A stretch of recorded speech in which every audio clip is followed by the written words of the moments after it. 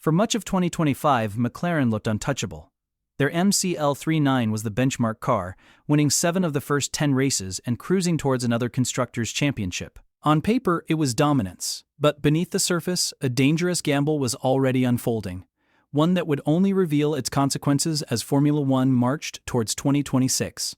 Because while McLaren chose to switch off development early and focus everything on the future, Red Bull did the opposite. They kept pushing, kept upgrading, and kept extracting performance right until the final races.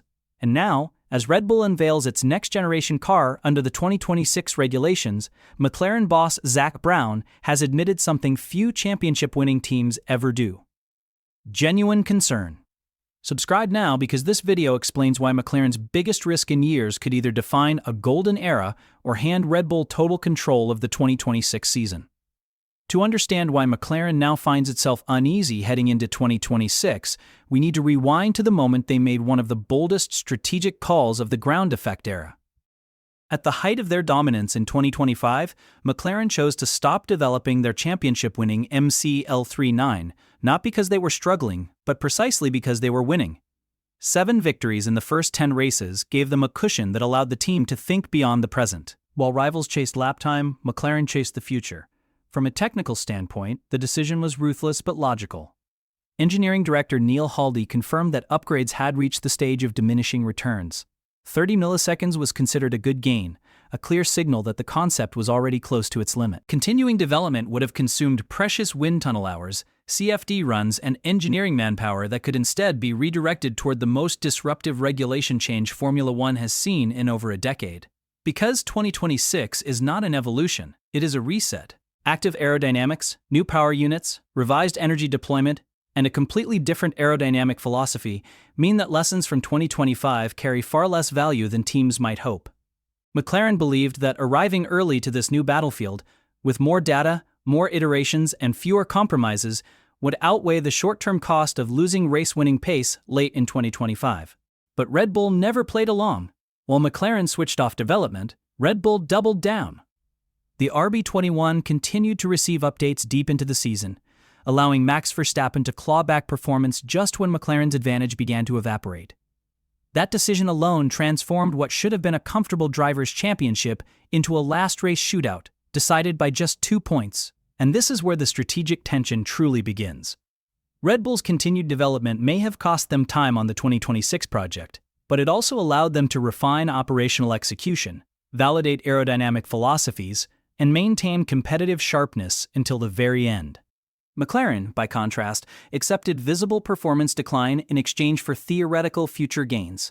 Zak Brown now openly admits that McLaren is in a waiting game, waiting to see whether that theoretical advantage materializes or whether Red Bull's relentless development culture once again proves decisive. What amplifies McLaren's anxiety is the Red Bull-Ford partnership. Inside the paddock, there is growing belief that Red Bull's power unit program has been significantly underestimated. The combination of Red Bull powertrain's infrastructure and Ford's technical resources could prove devastatingly effective under the new hybrid rules. And, unlike rivals, Red Bull enters 2026 with a proven system built around one driver, Max Verstappen. McLaren's internal situation is far more complex. Yes, they secured a second consecutive Constructors Championship. Yes, Lando Norris finally became a world champion. But the margin was painfully thin, and the journey exposed weaknesses that cannot be ignored. Operational errors, from the Las Vegas double disqualification to the Qatar safety car misjudgment, reopened the door for Verstappen at critical moments. Add slow pit stops, a technical retirement in Zandvoort, and internal tension around team orders, and the picture becomes clear. McLaren were fast, but not flawless. Zak Brown's response to this has been brutally honest. In his message to fans, Brown acknowledged mistakes without deflection. He framed 2025 not as a perfect season, but as a stress test, one that revealed where McLaren still needs to grow. According to Brown, these errors forced the team to mature faster, communicate better, and respond under genuine championship pressure. And that may be McLaren's greatest hope for 26. Because while technical regulations reset performance, psychological strength carries over.